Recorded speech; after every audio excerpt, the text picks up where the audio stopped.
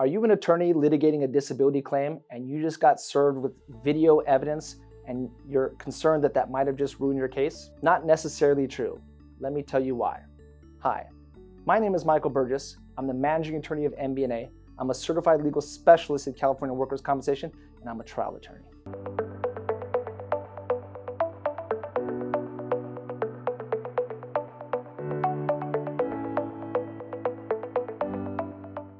In this video, I want to talk about a recent case that came down called Gunderson v. County of Kern. This case really has two fundamental holdings. The first is dealing with an occupational variant and a job description. I did a separate, distinct video on that one. Click the description if you want to watch that. This video is going to focus on the second holding on this one, dealing with what's called Subrosa and admissibility of Subrosa. So ultimately, Subrosa is surveillance footage. This is typically what happens in a workers' comp case where the compensation is based on disability and the injured worker or their attorney is advocating for the highest amount of disability. And when a defendant disputes this, they can go out and get Subrosa or surveillance footage, essentially showing that person being more physical or more active or something they think impeaches their credibility or the stance on the case. Now, typically, when an injured worker attorney is litigating a case and they're prepping for trial and then they get Subrosa served on them or surveillance served on them, typical the response is, and they assume this Subrosa is going to be admissible, it's going to destroy the case. Let me stop here by saying first, when you get served Subrosa, don't assume it destroys your case. Watch it. I don't care how many hours it is, you have to watch it. Because I've had cases where I've been served surveillance and Subrosa that actually there was a gem in there that proved my case, and I've won trials based on defendant's own surveillance and Subrosa. So I stipulated it to it coming in and it being admissible.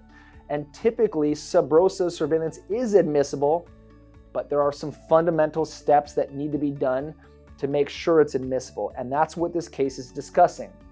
This case and the holding is surveillance or Subrosa cannot come into evidence at trial unless it's been properly authenticated. Now, most trial attorneys understand this. Most civil attorneys understand this.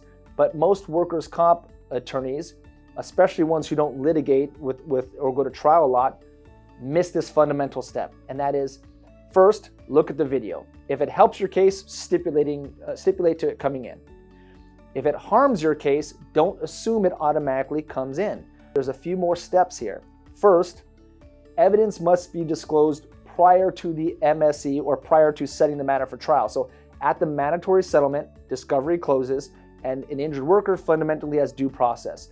They need to be served the surveillance and make sure that they have opportunity to do a reasonable discovery if necessary. So if a defendant does not disclose the surveillance or Subrosa on the exhibit sheet prior to setting the matter for trial, you can get excluded on that basis. However, they can still theoretically get it in under impeachment, but let's just assume for a second you're at trial, they've properly listed the surveillance as an exhibit, and you're a trial attorney and you're assuming it comes into evidence, right? That's a mistake. They still have to authenticate this, right? Obviously, you want to make sure that that is in fact your client in the video, because I have got video and it turns out it's not my client. I'm a twin. I have a twin brother, right? So obviously, if there's siblings or somebody who looks close to them, be wary of that. But authentication here is important. So I wanted to touch bases on this case because there's a technicality that you can potentially win a case on. And that is, let's say you get served Subrosa surveillance footage. Let's say it's adverse and let's say it destroys your case. And they've timely listed it. It's on the mandatory, it's on the pretrial conference, listed as exhibits. You got served, you're screwed there. Don't forget about authentication. Very often a defense attorney, and I say often, will make a mistake. They must list the person who took the surveillance footage. They must list the person who had the chain of custody if it's somebody different. And if they don't list those people as witnesses, you can win on a technicality. So if you're an injured worker, or rather an injured worker's attorney, and they're trying to get Subrosa or surveillance video in at trial against you, don't forget about authentication. And this case says Again, Subrosa is not admissible unless it's been properly authenticated. An injured worker's attorney should never stipulate to that video coming in unless it's helpful for their case. And if it's harmful, they should say, counsel, I'm not stipulating to it, and you just have to properly authenticate it. If they didn't list those people as witnesses, they won't be able to authenticate it.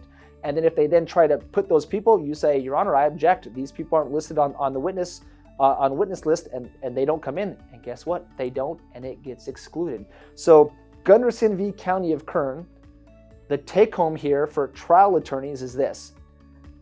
Subrosa or surveillance, isn't the death of a case, even if it shows things that are adverse and would harm your case, because you might still get it out on a technicality.